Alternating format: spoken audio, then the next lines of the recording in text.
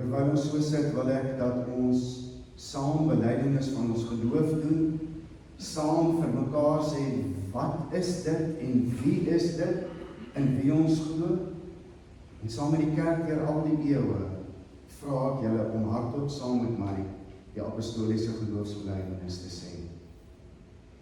Ek glo in God die Vader, die Almagtige, die Skepper van die hemel en die aarde, en in Jesus Christus sy eniggebore Seun, ons Here, wat ontvang is van die Heilige Gees, gebore is uit die maagd Maria, wat gelei het onder Pontius Pilatus, gekruisig is, gesterf het en begrawe is, en ter helle neergedaal het, wat op die derde dag weer opgestaan het uit die dode, wat opgevaar het na die hemel, en sit aan die regterhand van God, die Almagtige Vader, van waar hy sal kom om te oordeel, die wat nog lewe en die wat reeds gesterf het.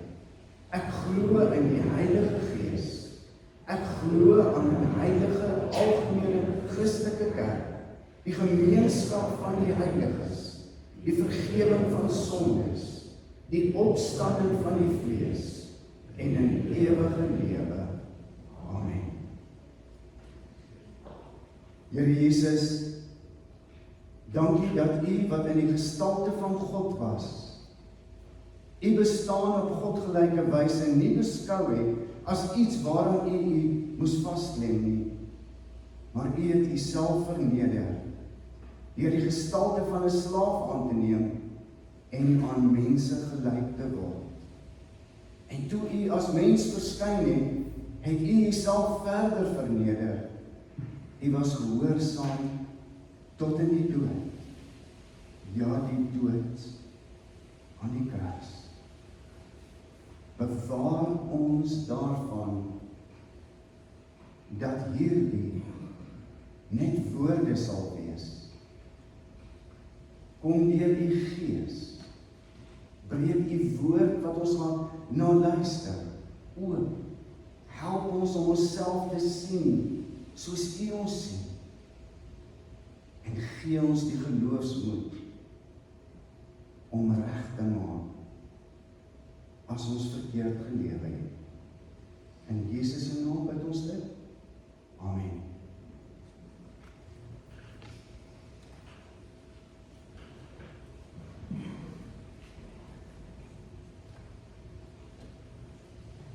Julle het ons nou lekker tyd gehad om Matteus 21 op te sloop, en so ons gaan sommer daar by vers 33 gaan ons begin lees. Vers 33, die opskrif daar, die gelykenis van die boer en die wingerd. Luister na nog 'n gelykenis, het Jesus gesê. Daar was 'n grondbesitter wat 'n wingerd geplant en 'n klipmuur daar rondom gebou het. Hy het daarin ook 'n parskyk uitgekap en 'n wagtoring opgerig. Toe het hy dit aan boere verhuur en op reis gegaan. Toe dit tyd geword het vir die druiweoes, het hy van sy slawe na die boer toe gestuur om sy deel van die oes te gaan haal. Maar die boere het sy slawe gevang, die een geslaan en die ander een doodgemaak en die ander een gestenig.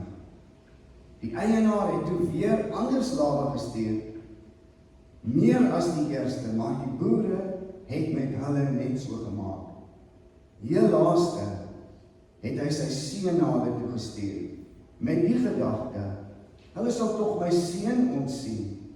Maar toe die boere die seun sien, sê hulle vir mekaar, dit is die erfgenaam die, kom ons maak hom dood en vat sy erfenis.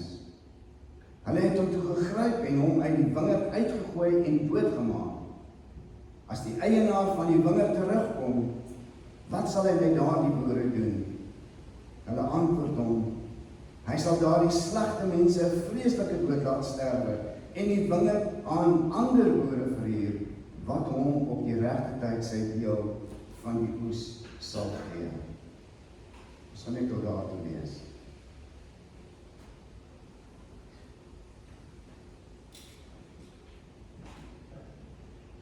Daar word vertel dat Langenhoven het die vermoë gehad om met woorde eintlik jou hele kop. Dis nou Langenhoven. O my aarde. Jan, wat dit nou rukkie vat voor dit reg is. 3 minute, later maar as die klankrekkers gevraag. Goed, met ander woorde, hy het die vermoë gehad om goeders te kan sê, hy kon met woorde speel, en dan word ons nou vertel van hoe hy die parlement gesê het, dat die helfte van hierdie parlementslede is, en ek is nou nie seker, was dit nou ape of is dit donkies, maak nie saak wat dit was nie, en toe het hulle geëis en gesê, maar trek terug jou woorde, en toe sê hy, maar goed, dan sê hy, dat trek hy terug, die helfte is nie, wat dan nog steeds by dieselfde goed uitkom, dat die helfte beteken dan hulle een of ander iets daar sal weet. Hierso dink ek is nie 'n aanslag teen boere nie, glad nie, dis teen 'n gesindheid van die dag. En dan sê iemand, Jesus vertel gelykenisse, dit was die ou persepsie geweest, om dit wat moeilik was, maklik te laat oorkom, sodat mense kan verstaan. Iemand anders sê, dit kan so wees, maar Jesus het die vermoë gehad en hy vertel 'n gelykenis om dit wat standaard praktyk is. Ek wonder, kan ek so skree? Miskien moet ek 'n bietjie nader staan, dan gaan dit dalk beter gaan dit gaan. Dis pak donker ook hier voor.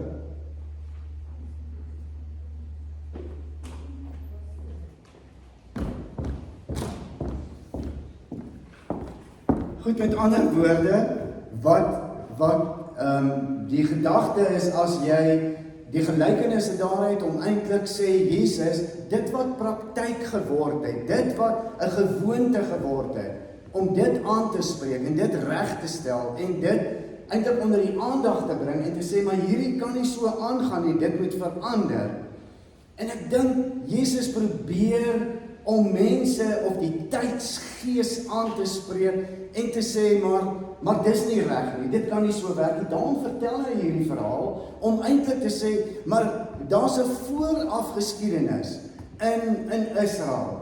En dan is daar eintlik 'n hede wat die norm geword het, maar daar's ook 'n toekoms, daar's iets wat nog vorentoe gaan gebeur. En dan vertel hy hierdie verhaal van die eienaar wat baie lief was vir sy wingerd. Eienaar wat hierdie wingerd ongelooflik lief gehad het en het alles gedoen vir hierdie wingerd. Daar staan geskrywe dat hy in hierdie wingerd het hy 'n muur rondom dit gebou. Hy het reg rondom hierdie wingerd het hy 'n muur gebou. En dat hy 'n wagtoring gebou. En dat hy 'n parskyp uitgekap in hierdie, sodat die wingerd nie vervoer moes word nie, sodat die beste eintlik daar geproduseer kan word. En dan gaan hy weg. En dan gee hy dit eintlik vir die bure, of vir die boere in die gemeenskap, in die omgewing, en dan sê hy, maar kyk mooi na die wingerd. Julle moet mooi kyk na die wingerd.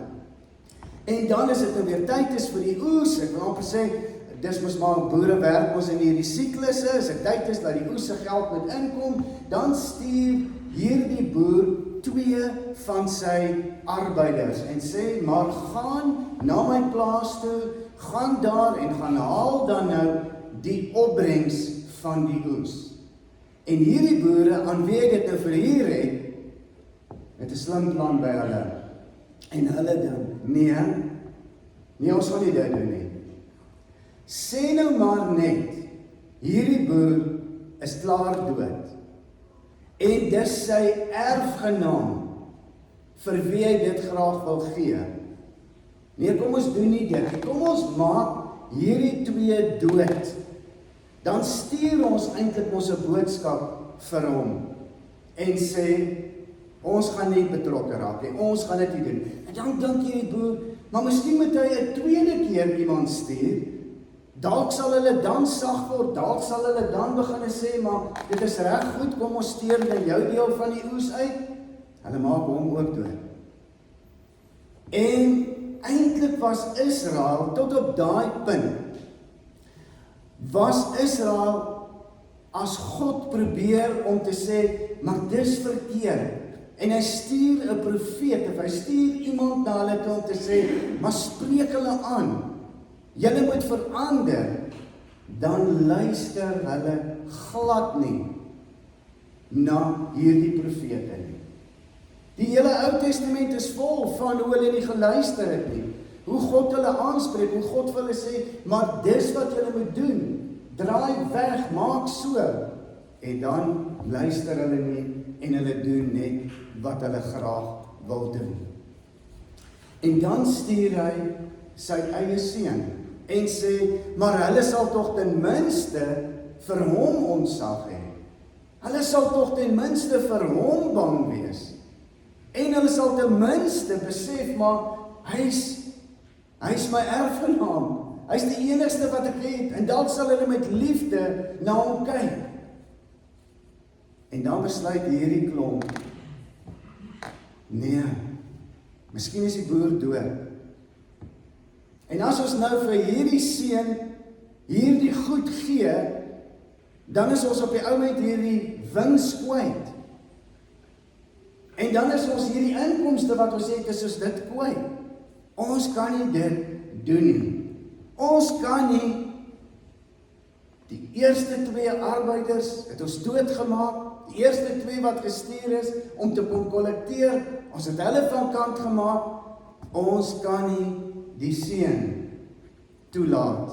Soos nou net so hele verkeerde prentjie daar, wat kon nie iets anders gekry het nie. Goed, so is, maar net, die boer se seun, dis maar waaroor dit gaan. Die boer stuur sy seun, dis nou wat jy moet raak sien. En hierdie seun word dood gemaak. Jesus sê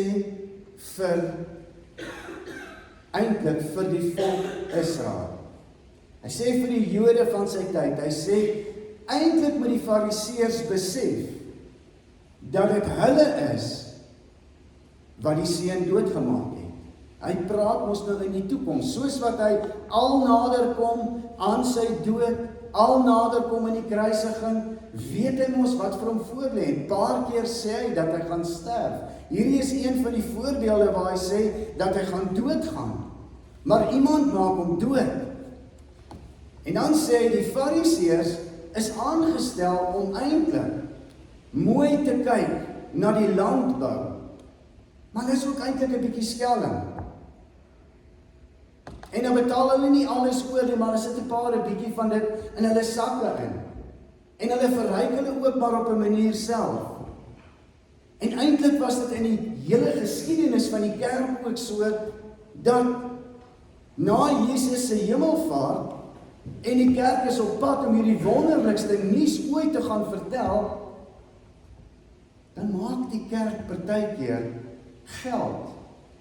En ons ken die hele geskiedenis. En hoe dit vir Luther en daai mense gevat het om uit dit los te kom en te sê, dit is nie waar nie.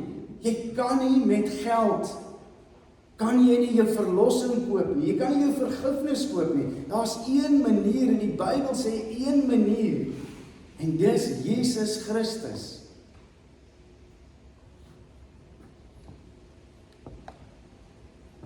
Die gevaar is, dat ons in 'n tyd lewe, ons is mos die huurders van 2026. En God sê vir ons, dat ons baie mooi na sy wingerd moet kyk. In Jesaja 5 word daar geskryf, dieselfde storie as in Matteus 21, Jesaja 5 staan daar ook, waar hierdie eienaar alles vir hierdie wingerd gedoen het. Alles vir die wingerd gedoen het, maar die druiwe bly suur. Daar's nie 'n oes nie. En dan sê hy, maar wat sal hy maak? En dan sê hy, maar hy sal dit net los, en hy sal dit uitkap. En hy sal dit verwoes, en hy sal dit aan die brand steek, en hy sal net nie weer snoei nie. En die hele wingerd sal verlore gaan.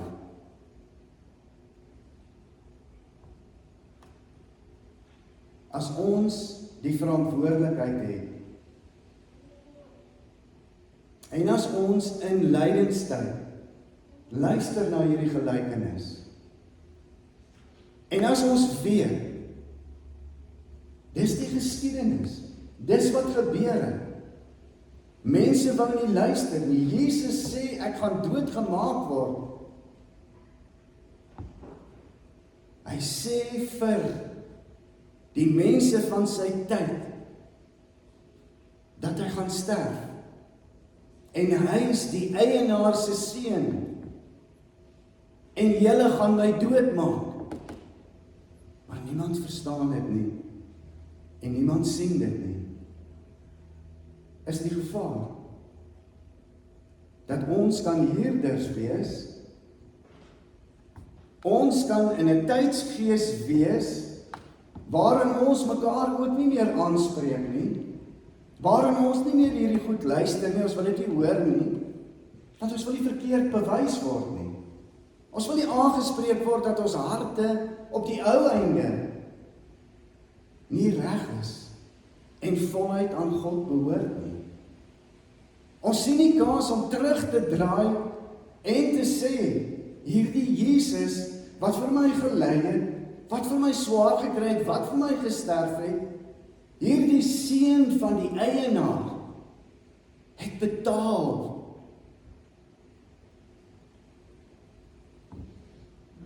Ons wat die huurders is, ons sê mos, Here, ons sal gaan vertel.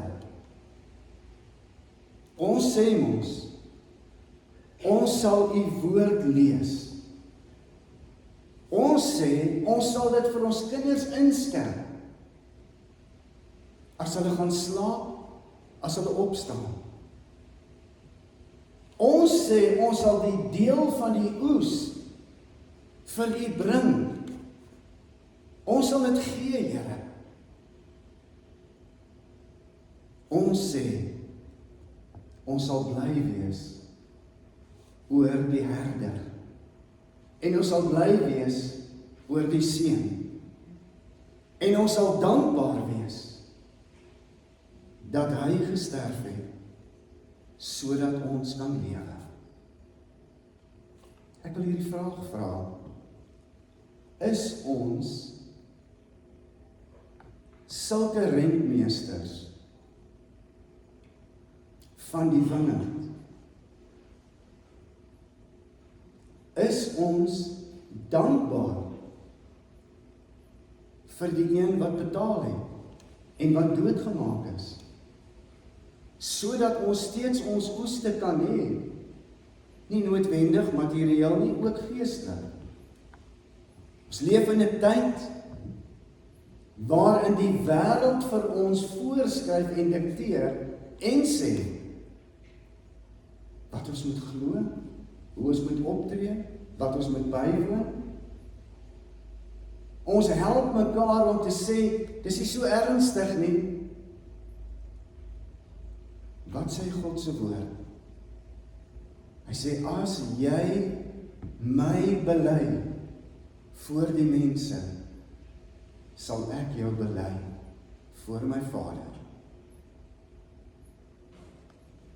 Elkeen wat hom aanneem, elkeen wat in hom glo, God sê, is myne. Hy sê, hy het die wêreld so lief, dat hy sy seun gegee,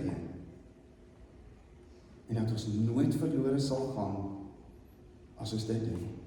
Hy sê, moenie verkeerde gewoontes vir jou aanleer. Moenie die onderlinge byeenkomste versuim nie. Moenie dit doen nie. Want daar's seëning in. Daar's krag in. Daar's vrede en daar's vreugde in. Soos party se gewoonte is nie, maar moedig mekaar aan.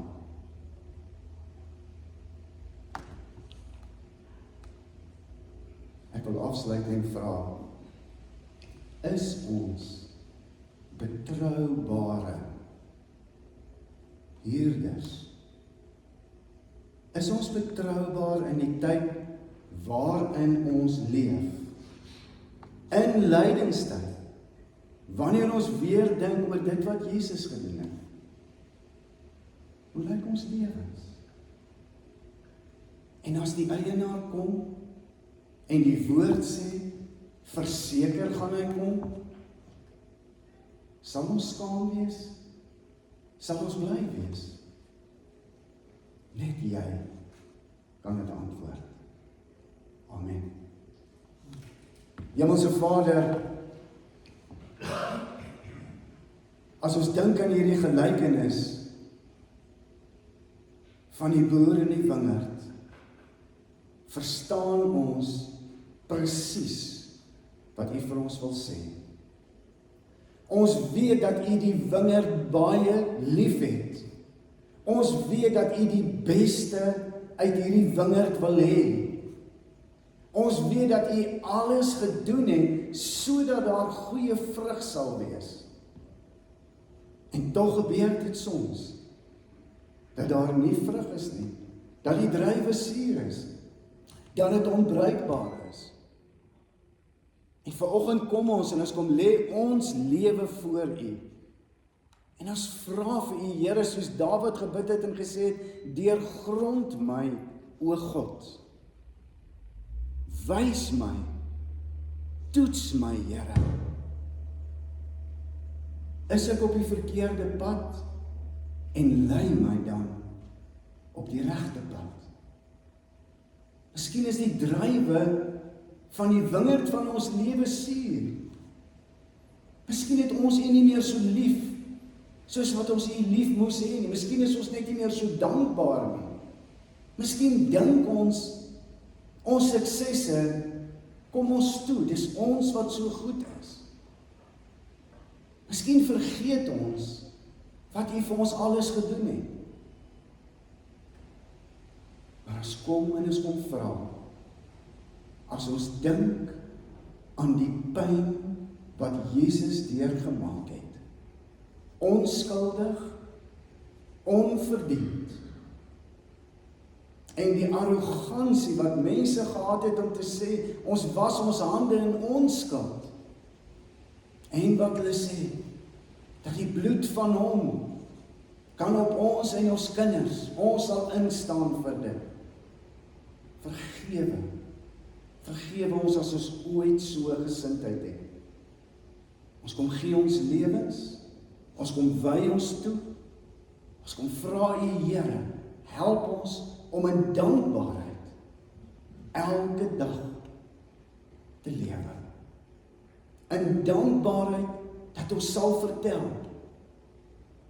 en in dankbaarheid dat ons mooi sal kyk na die wingerd. In Jesus naam bid ons dit. Amen. Ons geleentheid om die Here te dien met ons offergawes.